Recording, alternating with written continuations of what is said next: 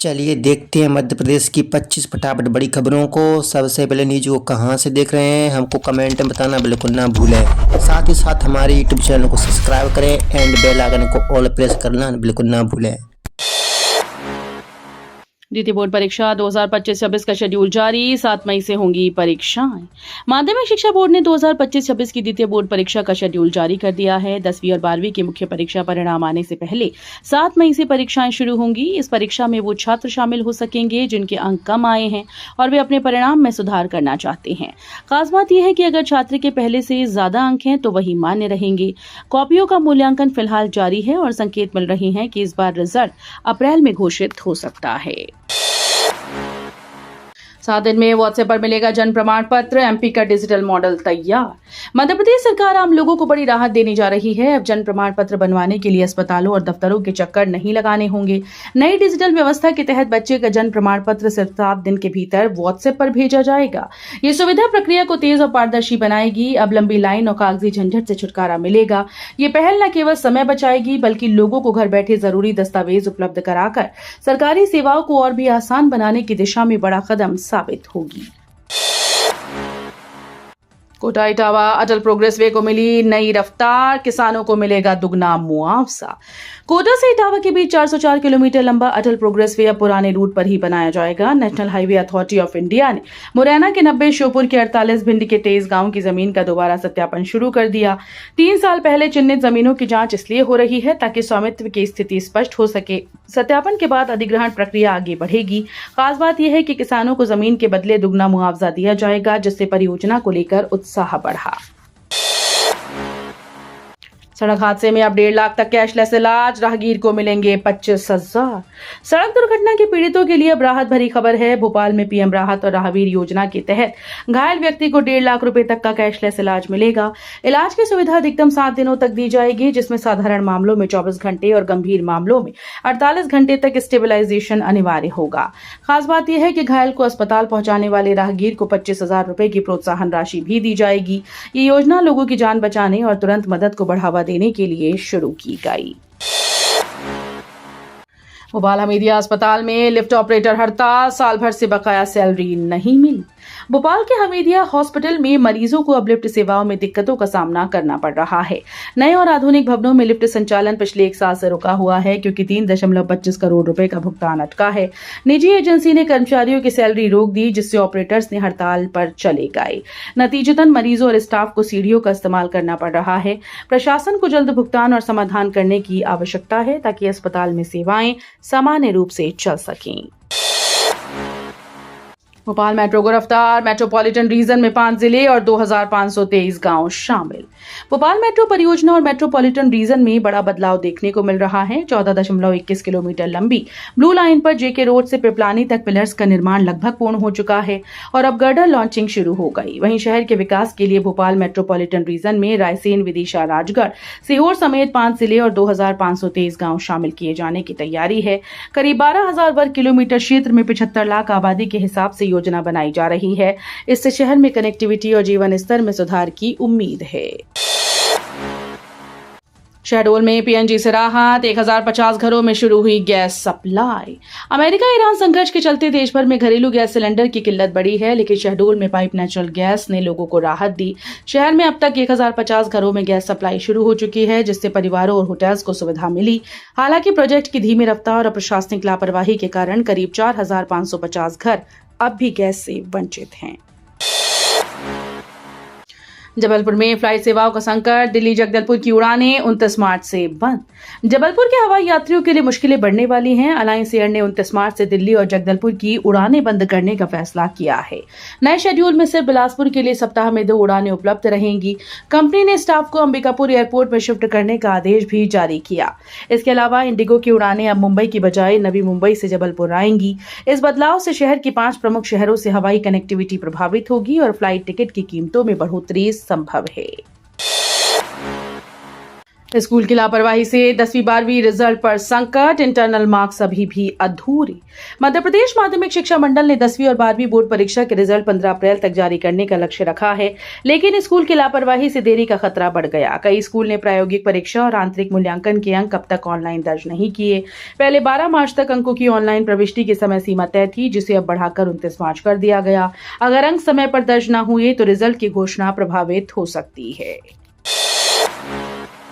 मध्य प्रदेश के बालाघाट में आंगनबाड़ी में आई क्रांति, ऐप से बच्चों की तंदुरुस्ती पर नजर। बालाघाट अब AI के जरिए आंगनबाड़ी केंद्रों में हो रही मॉनिटरिंग का केंद्र बन गया है। कलेक्टर के निर्देशन में युवाओं ने राइस बाल गिनती ऐप बनाया, जो बच्चों की उपस्थिति और थाली वितरण में पारदर्शिता सुनिश्चित करता है। इस ऐप के माध्यम से न केवल बच्चों की शारीरिक और मानसिक तंदुरुस्ती पर नजर रखी जा रही है, बल्कि उनकी अनौपचारिक शिक्षा को भी मजबूती मिल रही है।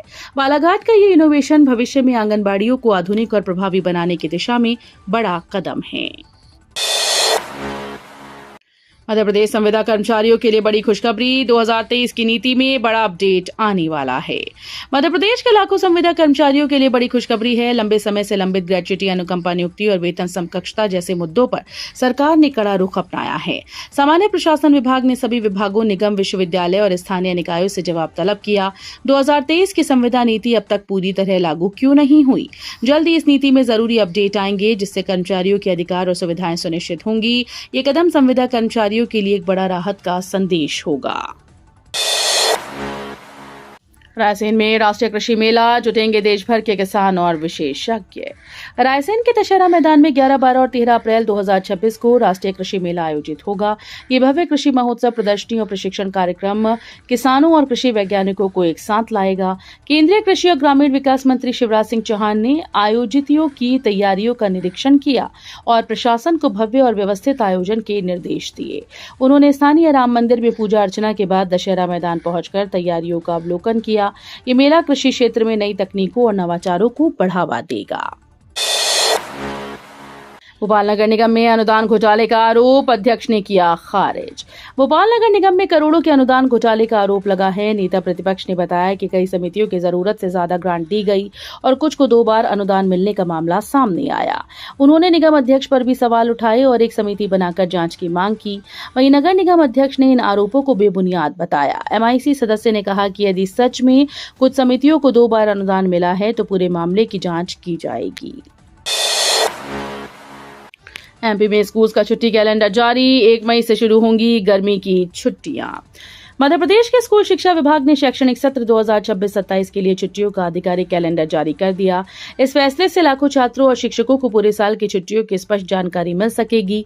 जारी आदेश के अनुसार विद्यार्थियों की गर्मी की छुट्टियां 1 मई 2026 से शुरू होंगी। इसके अलावा विभिन्न त्योहारों और विशेष अवसरों पर भी अवकाश निर्धारित किए गए। विभाग ने शिक्षकों और छात्रों के लिए अलग अलग छुट्टियों का प्रावधान किया, जिससे शैक्षणिक गतिविधियों का बेहतर संचालन सुनिश्चित किया जा सके।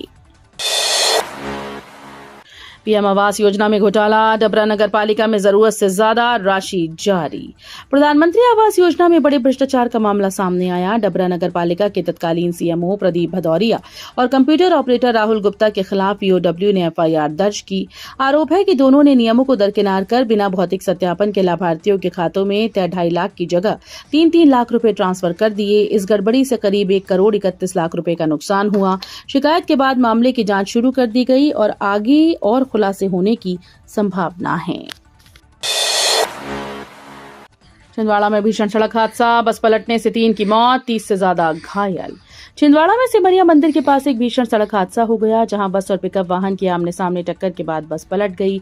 हादसे में 3 लोगों की मौत हुई, जबकि 30 से ज्यादा घायल बताए जा रहे हैं। बस में सवार यात्री CM के कार्यक्रम से लौट रहे थे और भंडार कुंड जा रहे थे।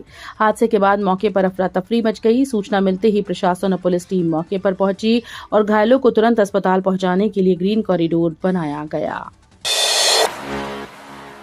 नगर निगम का 617 करोड़ का बजट तैयार, बैठक में कई अहम फैसलों पर मोहर। नगर निगम की मेयर इन काउंसिल की बैठक महापौर प्रीति सूरी की अध्यक्षता में आयोजित हुई, जिसमें वित्तीय वर्ष 2026-27 के लिए 617 करोड़ रुपए का बजट तैयार किया गया। 3 दिनों तक चली इस बैठक में कई महत्वपूर्ण प्रस्तावों पर चर्चा कर सर्वसम्मति से निर्णय लिए गए। बैठक में निगमायुक्त तपस्या परिहार सहित MIC सदस्य और अन्य अधिकारी मौजूद रहे। हालांकि कुछ अधिकारियों की गैर मौजूदगी भी चर्चा में रही। अब इस बजट प्रस्ताव को अंतिम मंजूरी मंजूरी के लिए नगर निगम परिषद के पास भेजा गया, जहां इस पर अंतिम निर्णय लिया जाएगा। दमोह में पेट्रोल संकट गहराया, ईवी की डिमांड 20% बढ़ी। मध्य प्रदेश के दमोह में पेट्रोल डीजल की कमी ने हालात बिगाड़ दिए हैं। जिले के 20 से ज्यादा पेट्रोल पंपों पर स्टॉक खत्म हो चुका है और नो स्टॉक के पोस्टर लुक चुके हैं। वाहन चालक परेशान होकर इधर उधर भटक रहे हैं।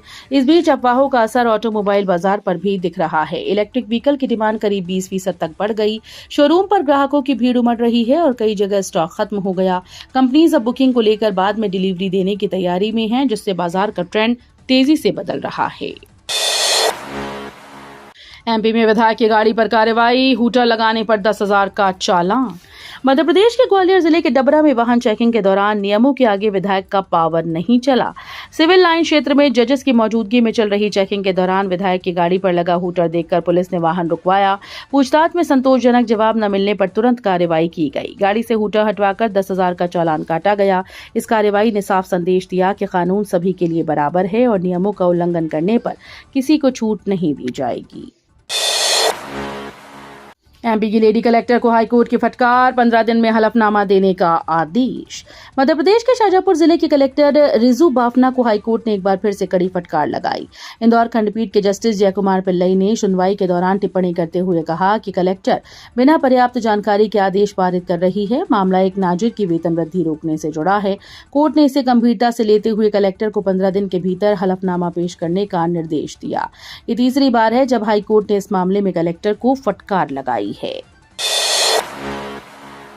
सिंघास 2028 की तैयारी तेज, सीएम मोहन यादव ने शिप्रा घाटों का किया निरीक्षण। मुख्यमंत्री डॉक्टर मोहन यादव ने उज्जैन में शिप्रा नदी पर बने नए घाटों का निरीक्षण किया। उन्होंने साफ कहा कि श्रद्धालुओं की सुविधाओं में कोई कमी नहीं रखी जाएगी। श्री अंगारेश्वर और श्री सिद्धवट के बीच तैयार हो रहे ये घाट सिंघस महापर्व 2028 को ध्यान में रखकर बनाए जा रहे हैं। मुख्यमंत्री ने करीब 200 मीटर क्षेत्र में वस्त्र बदलने की व्यवस्था और पर्याप्त टॉयलेट निर्माण के निर्देश दिए। प्रशासन को सुविधाजनक और सुरक्षित व्यवस्थाएं सुनिश्चित करने को कहा गया ताकि श्रद्धालुओं को किसी तरह की परेशानी ना हो। मध्य प्रदेश में मौसम का यू टर्न, इन शहरों में गिरेगी बिजली, आंधी बारिश के बाद अप्रैल से लू अलर्ट। मध्य प्रदेश में बीते एक सप्ताह के दौरान कुछ जिलों में हुई बारिश के बाद एक बार फिर से मौसम बदलने के साथ तापमान बढ़ने लगा। बीते 24 घंटे में दिन और रात के तापमान में बढ़ोतरी दर्ज की गई, लेकिन ऐसा ज्यादा दिन तक न रहने वाला है। दरअसल अगले 24 से 48 घंटों में मौसम एक बार फिर से यू टर्न लेने वाला है। एक ओर जहां मार्च के आखिरी हफ्ते में गर्मी तेजी से अपने तेवर दिखा रही है, वहीं दूसरी ओर कई जिलों में आंधी बारिश और बिजली गिरने का अलर्ट जारी किया गया। उन्होंने बताया कि अगले 48 घंटों में तापमान 1 से 2 डिग्री तक और बढ़ सकता है। फिलहाल लू जैसी स्थिति नहीं है, लेकिन अप्रैल की शुरुआत के साथ ही हीटवेव का असर देखने को मिल सकता है। देश में टाइगर राज की तैयारी, आंध्र प्रदेश और झारखंड में बाघों की फैमिली बसाएगा मध्य प्रदेश। मध्य प्रदेश के बाघिन जल्द ही झारखंड और आंध्र प्रदेश राज्य में भी टाइगर्स का कुनबा बढ़ाएगी। छत्तीसगढ़, राजस्थान और उड़ीसा के बाद झारखंड और आंध्र प्रदेश ने भी मध्य प्रदेश से बाघ मांगे हैं। आंध्र प्रदेश ने 1 बाघिन जबकि झारखंड ने 2 बाघिन और 1 बाघ मांगे हैं। देश में मध्य प्रदेश में बाघों की संख्या सबसे ज्यादा है। उम्मीद लगाई जा रही है कि बाघों की गणना की अगले साल आने वाली रिपोर्ट में प्रदेश में बाघों की संख्या 1,000 पार पहुंच सकती है। पति पत्नी के बीच अप्राकृतिक संबंध पर धारा 377 लागू नहीं, एमपी हाईकोर्ट की बड़ी टिप्पणी। मध्य प्रदेश हाईकोर्ट की ग्वालियर खंडपीठ ने पति पत्नी के बीच अप्राकृतिक संबंध पर धारा 370 के लागू न होने का फैसला सुनाया। न्यायमूर्ति मिलिंद रमेश फड़के ने स्पष्ट किया कि यह कानून केवल पति पत्नी के निजी संबंधों पर असर नहीं डालेगा। हालांकि दहेज, प्रताड़ना और अन्य आरोपों में केस जारी रहेंगे। मामला भिंड जिले की एक महिला से जुड़ा था, जिसकी शादी के समय परिवार ने 4 लाख रुपए, सोने के आभूषण और घरेलू सामान दिए थे। कोर्ट ने इस फैसले से निजी जीवन की सुरक्षा पर जोर दिया। छिंदवाड़ा सड़क हादसे पर सीएम मोहन यादव ने जताया दुख, मृतकों के परिजनों को 4-4 लाख, घायलों को 1-1 लाख की सहायता। छिंदवाड़ा नागपुर रोड पर गुरुवार शाम हुई दर्दनाक सड़क दुर्घटना पर मुख्यमंत्री डॉक्टर मोहन यादव ने गहरा दुख व्यक्त किया। उन्होंने हादसे में जान गंवाने वालों के परिजनों को 4-4 लाख रुपए और घायलों को 1-1 लाख रुपए की आर्थिक सहायता देने की घोषणा की।